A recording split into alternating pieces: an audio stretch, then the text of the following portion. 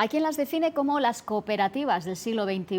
Se concentran en sectores digitales, tienen un efecto arrastre para otros negocios y compiten en cualquier lugar, dicen, del mundo. La intención es que lo hagan cada vez más aquí, en España.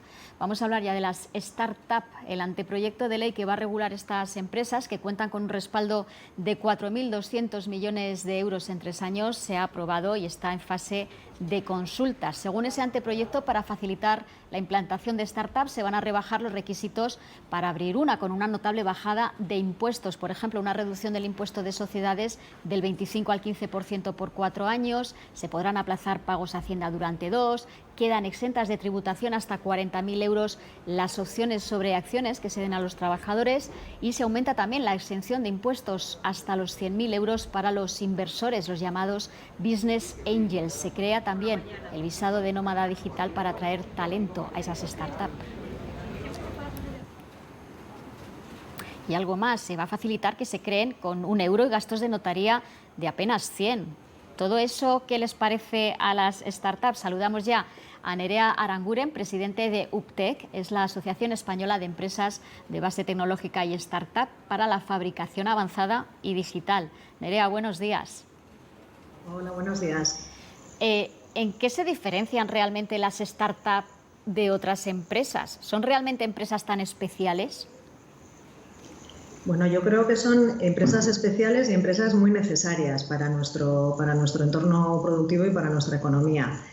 Países que tienen economías avanzadas tienen un ecosistema de startup probablemente bastante más potente que el que tenemos en España. En España está empezando a emerger este ecosistema y cualquier ayuda, y en este momento con esta nueva regulación, creo que es reconocer este nuevo modelo de negocio y darle un escenario para su desarrollo.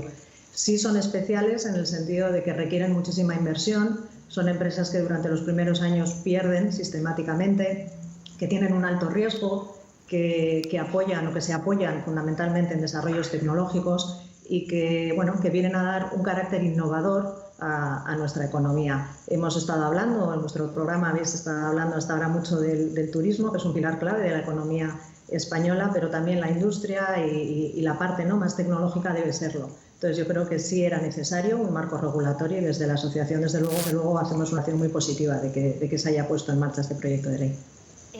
Nerea decía, en los primeros años no suelen tener beneficios, entonces estas medidas que se han tomado de reducir impuestos en los primeros años tampoco servirían de gran ayuda.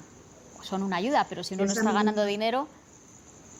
Sí, esa medida en concreto puede ser la única que vemos que sí es cierto que la mayoría de las startups los primeros años tienen pérdidas. Entonces, en ese sentido, pues no se beneficiarían de esa medida. El resto creemos que sí son más adecuadas. Probablemente esa sea la que más pega le vemos. Pero otros aspectos, por ejemplo, pues como lo que tiene que ver con atraer talento o la inversión extranjera, en ese listado que comentaba de los ecosistemas emprendedores, España está en el número 14 y precisamente esos son los dos aspectos que penalizan a las startups españolas. Entonces, que se trabaje un poco en esas dos vías entendemos que es positivo.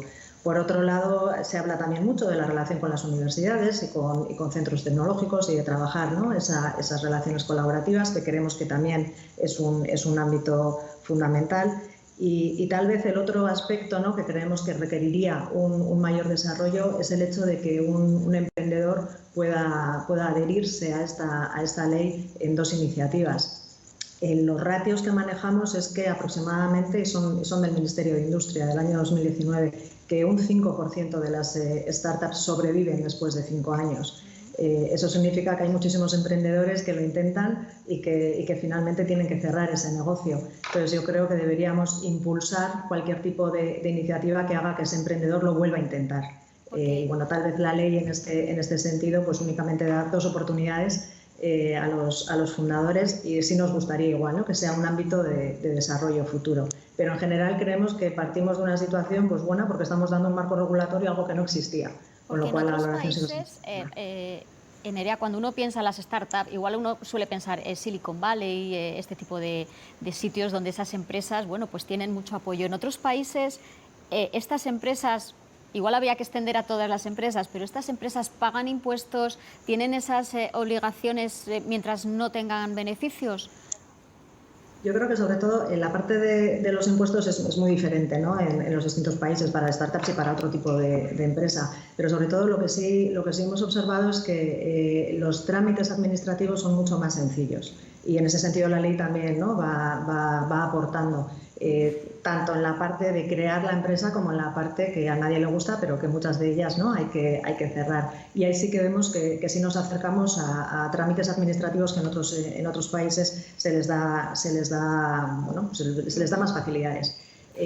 También esto es un tema cultural. Por ejemplo, lo que estábamos hablando del emprendedor en Estados Unidos, ¿no? Has puesto el ejemplo de Silicon Valley. Se valora muchísimo esa capacidad de emprendimiento, pero no solo para emprender, sino que si luego tú te acercas a cualquier otro tipo de posibilidad de carrera profesional, el hecho de que lo hayas intentado, te haya salido bien o te haya salido mal, se considera algo que es muy positivo. Yo creo que todavía en España no tenemos esa cultura emprendedora, casi no.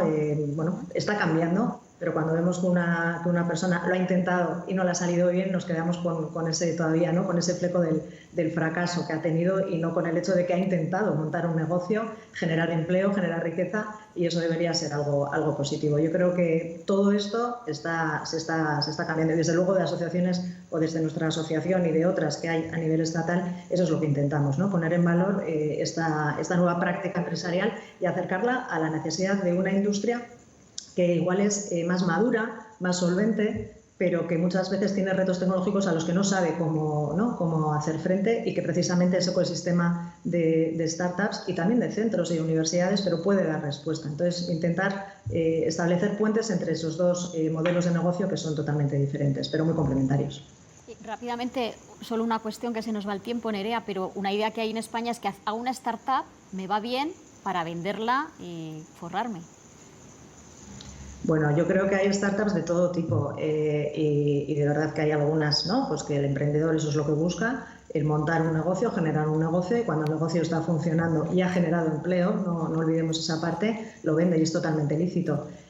Pero también hay muchas startups, yo conozco varias y de hecho tengo 3 en concreto muy cercanas con las que colaboro, que los emprendedores siguen allí metidos, no se van, lo que buscan es desarrollo de negocio, y normalmente yo creo que también suele haber un componente de enganche emocional con el proyecto. Así que, bueno, hay emprendedores de todo tipo y startups de todo tipo. Yo creo que eso igual lo tenemos un poco de las películas americanas, tenemos esa imagen del emprendedor que lo que busca es pegar el pelotazo.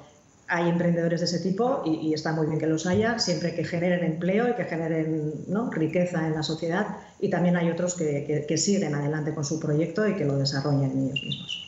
Nerea Aranguren, presidenta de UPTEC, muchísimas gracias por estar esta mañana en el 24 Horas.